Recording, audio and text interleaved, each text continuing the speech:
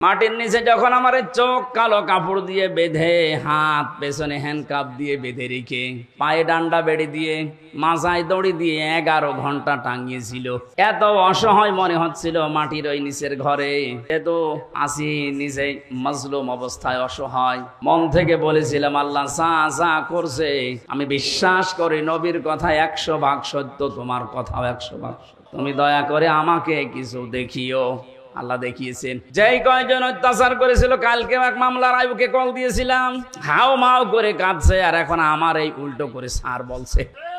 Sir কি করা লাগবে? কি করা লাগবে মানে আমার বাবার কাছ থেকে যে 10 লাখ টাকা নিলে বললে আর মামলা দেব না, ওই টাকা ফেরত দাও।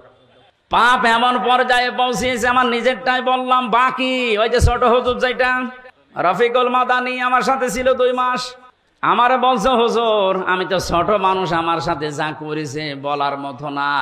রাত 12:30টার সময় আমারে নিয়ে গেছে হাতির চিলে, 2 পাশের রাস্তা ব্লক করে দিয়ে পুরা উলঙ্গ করে, 1 টুকরা কাপড় আমার শরীরে রাখে নাই।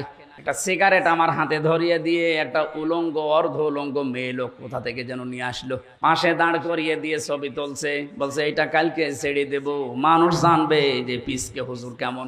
বলছে, হামজা ভাই আমি যেহেতু ছোট মানুষ, ওদের তুলনায় মেয়েটা আমার পাশে দাঁড়িয়েছে, ওর মাথা পর্যন্ত আমি না, এত লম্বা মেয়ে মানুষ। যতগুলো এসআই ছবি তুলছিল অট্ট হাসিতে সব ফেটে পড়ছে। একজনকে ভাই বললাম যে আমি তো অসহায়, আপনি যা করছেন এগুলোকে হারুন স্যার জানে, যে হারুন আঙ্কেল জানে না মানে উনি তো করাচ্ছে। উনি মাঝে মাঝে রিমান্ডে এসে যে সুন্দর সুন্দর টকিং করতো, এত সুন্দর কথা বলতো ফেরেস্তার মতো, আর উনি আমার এই অপমান করার জন্য এত দূর নেমেছে।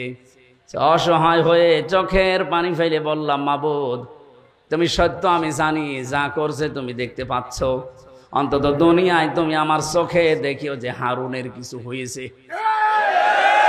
আল্লাহ দেখায়নি, আল্লাহ যে দেখিয়েছে 3 ইঞ্চি। মহিলারা পর্যন্ত এখন 3 ইঞ্চি, সব মুখে সিকিউরিটি গেছে, কোথায় নামিয়েছে আল্লাহ দেখেন। তারপরে তো এখনো লুকিয়ে আছেন, বাইরে যদি জনগণ পায় পিটিয়ে মেরে ফেলবে।